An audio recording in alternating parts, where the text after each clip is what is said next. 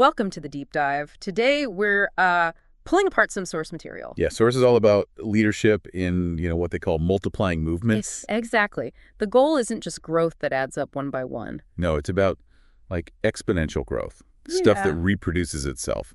We've got this article with a 5-level framework for this kind of leadership. And a really powerful case study, too. A real-world example. So our deep dive today is to really unpack that framework and then see how it actually works for someone. And this is so important because, as the sources point out, if you have these huge vision... Like reaching a whole region, no place left, they sometimes call it. Right. That kind of vision needs a strategy that goes way beyond just adding things. It needs reproduction built in at every level. Yeah, absolutely.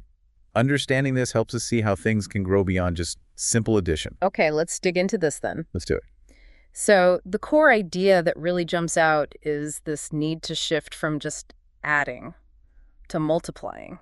Exactly. For that huge no place left vision, you need strategies that produce multiple streams of churches that reproduce themselves. A system that kind of feeds itself. That's a good way to put it. Yeah. And that relies on developing leaders, not just at the top, but at every level. It's not just about starting the first thing. No. Yeah. It's about empowering people all the way down the line to not just do stuff, but to make things happen that then reproduce. And these levels in the framework, they aren't job titles. Not really. Well. They're defined by the action.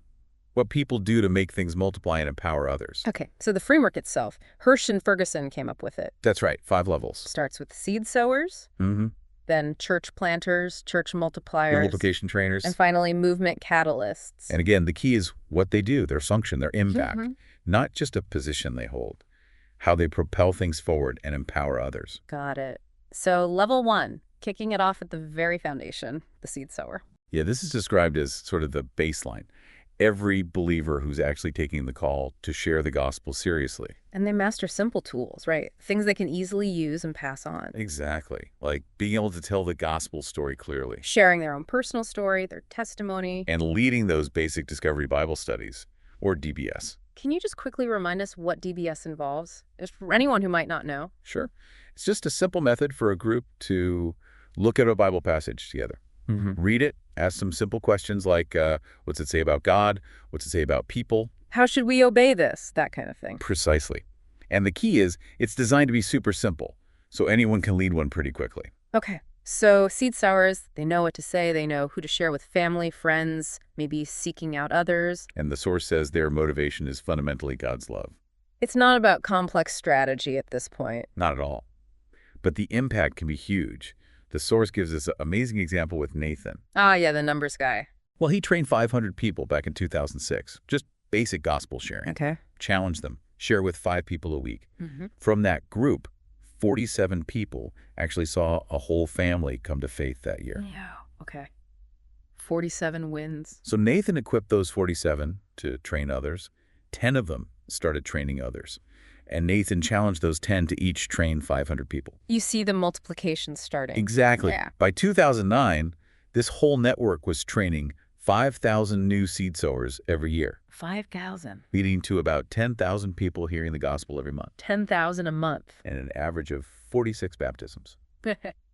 Every single day. 46 a day. That just puts it on a different scale, doesn't it? It really does. And the source mentions something about motivation for these new believers. Yeah, seeing the Spirit actually work through them when they share, even simply, that gives them this intrinsic motivation. They see they're part of it. It fuels them to keep going. For sure.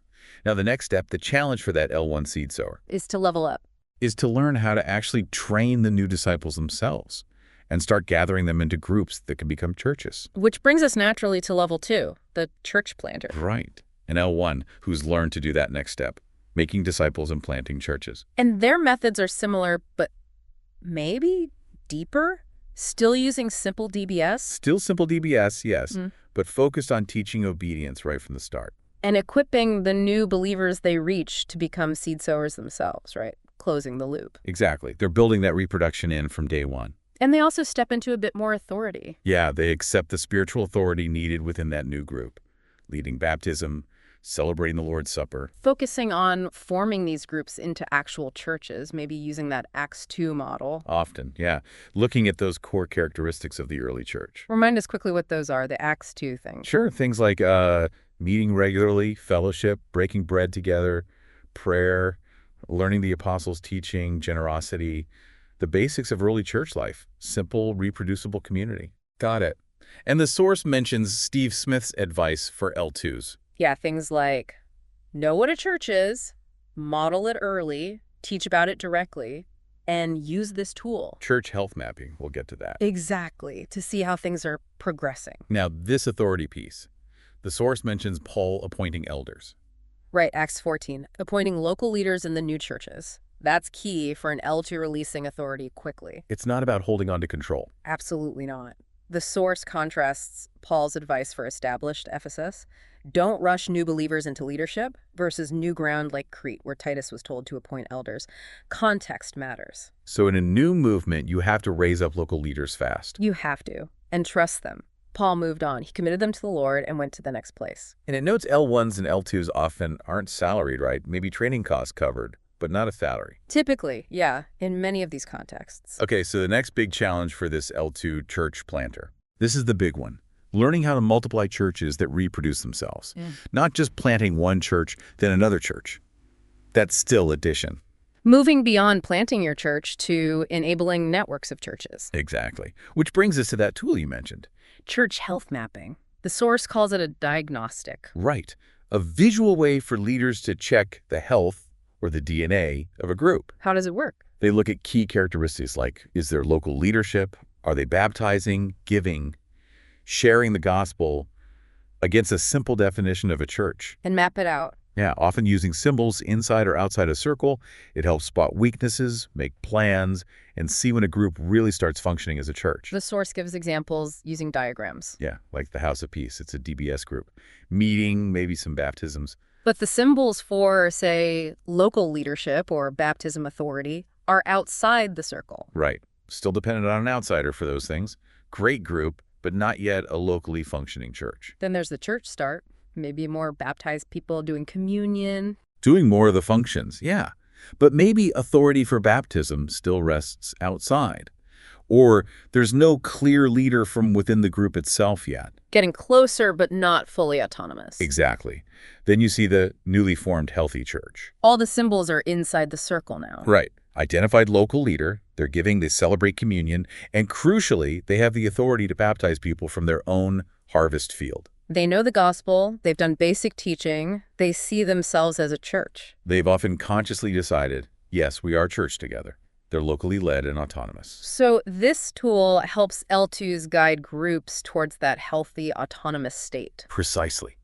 And that leads directly into level 3. The church multiplier. This is an L2 who's figured it out. Yeah. Someone who starts churches that then start churches that then start churches. Generations of churches. That's the key word, right? Absolutely. Yeah. The source emphasizes fourth-generation churches becoming the norm as a sign of a real movement kicking off. So it's not L1 plants L1 addition. It's L1 plants L2, who trains L1s, who plant L2s.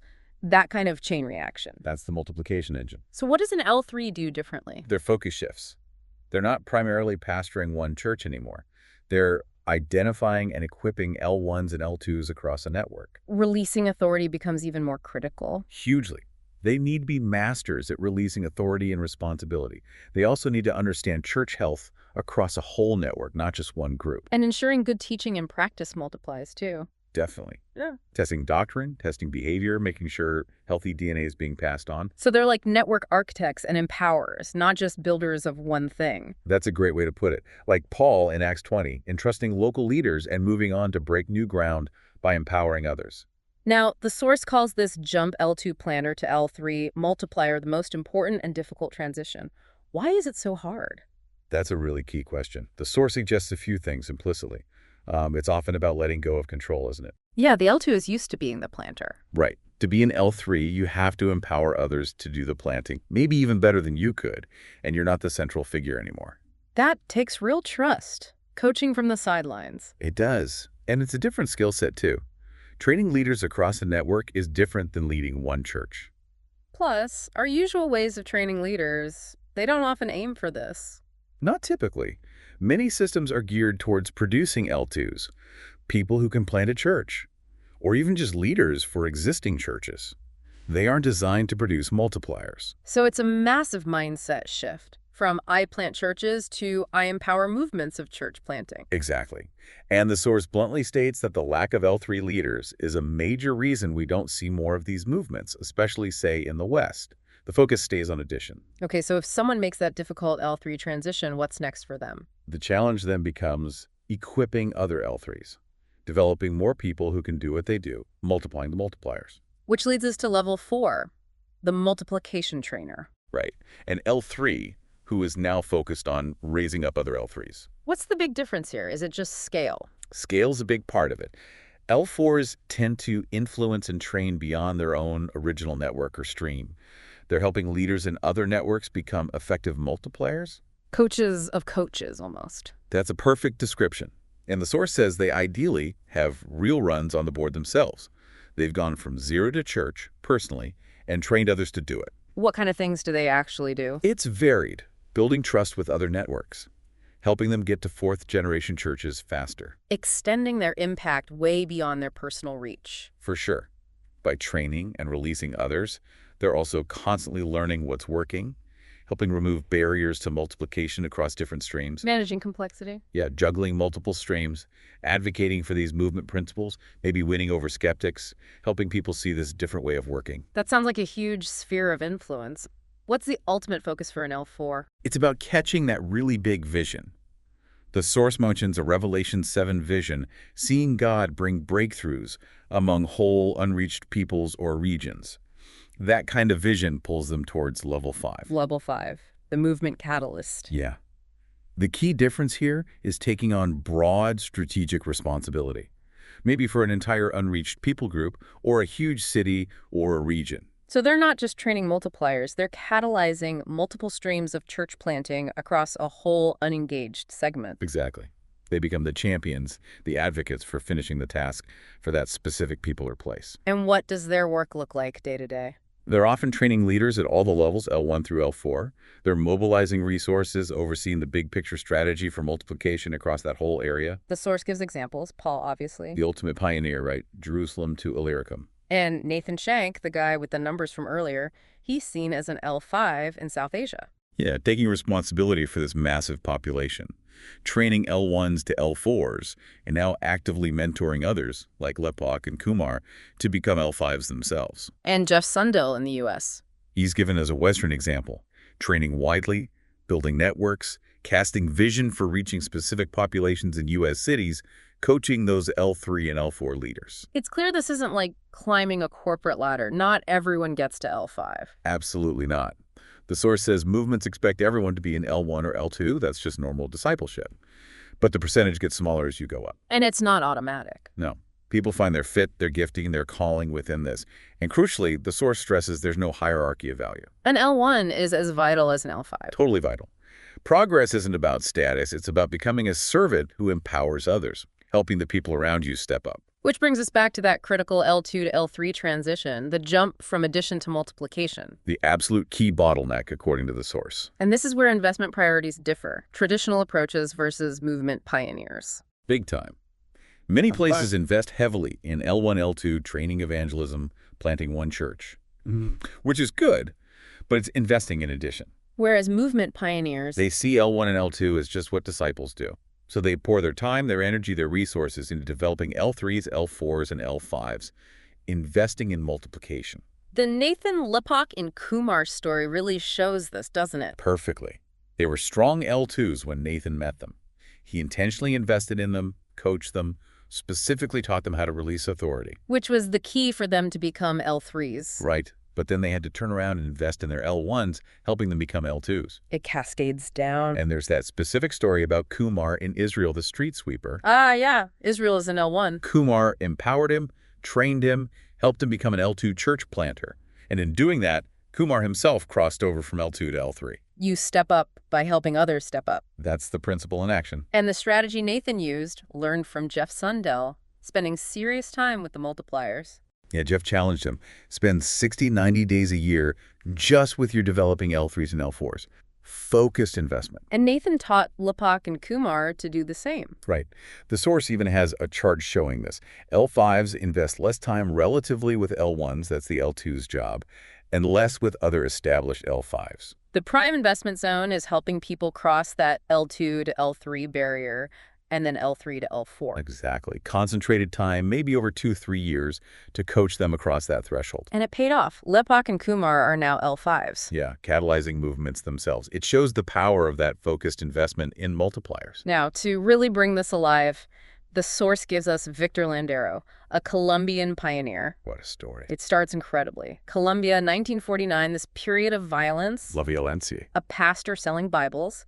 And at 2 a.m., Victor Landero, owner of a bar and brothel living with 3 women, bangs on the door. Wants a Bible to find out how the world was made. Buys one, but he's illiterate, so he locks it away for 8 years. 8 years. Amazing. Eventually, he teaches himself to read, using that Bible as his only book. Then later, a young guy shares the gospel with him from the scriptures. 1958, Victor surrenders to Christ. And the change is immediate. Closes the brothel, turns the bar into a store. Marries one of the women who also converts. A total turnaround. Then, after the Civil War, missionaries go back into these remote areas. And hear rumors of believers where there shouldn't be any. Exactly.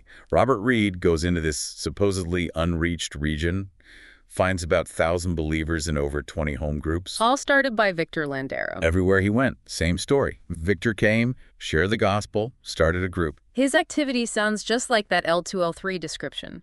Wins his family first parents, 10 siblings. Then constantly traveling, rivers, trails, sharing. Sells his farm to move somewhere totally unreached. He has a dream, finds a house, holds a meeting, 34 conversions. New church starts right there. And crucially, he wouldn't settle. He wasn't going to pastor just one church. Always moving. Taking new disciples with him. On-the-job training. Exactly. Then sending them out 2 by 2, like Jesus did, to preach and plant. Appointing local leaders in the new groups. And coming back to strengthen them, but not taking over. And the churches themselves. The source describes them as really vibrant, obedient, locally led. Open to the Holy Spirit's power healings, deliverance mentioned. Lots of prayer. Organized into circuits. And new believers immediately involved in sharing and planting. No spectators. And importantly, relying on local resources and training. No outside money or leadership dependency. That story from 1965 really sums it up. The missionary asks who led them to Christ. Not one person says a missionary or pastor. He asks, how many by a neighbor? Every single hand goes up. That's the movement dynamic. Victor Landero is just this incredible picture of the whole framework in action and that shift to the global south the source mentions. Yeah, where Christianity has just exploded through movements like this. So bringing it back to the article's conclusion, why look at leadership this way? What's the benefit? Well, first, it just stretches your vision, doesn't it? Beyond just, let's plant the next church. It forces you to think bigger about starting a movement. Right. How do we initiate something that could reproduce like this? And the second benefit is that everyone can find their place. You can see yourself somewhere in those levels, from seed sower up. And ask, okay, what's my next step? Exactly. What's next for me? And just as importantly, how do I bring others along with me? How do I empower them to take their next step? So we've really dug into this 5-level framework today. Seed sower, planter, multiplier, trainer, catalyst. Highlighting that crucial L2 to L3 jump where addition flips into multiplication. And seeing it all illustrated so powerfully in Victor Landero's life. Yeah. And that core idea running through it all. It's about empowerment. It's about empowering others at every single level. That's the engine. You step up by helping those around you step up. That's how you get that exponential growth. Well, thank you for joining us for this deep dive into your source material today. Been great talking it through. And as we wrap up, here's something for you, the listener, to think about. This framework, we've discussed it in terms of church planting, but how might this core idea apply elsewhere? Identifying leaders at different levels, leaders who empower others? Yeah, how could that foster multiplication, not just addition, in other areas? In the teams, the organizations, the initiatives you're part of, how do we invest in people so they can help others step up and reach their full potential? Something to consider.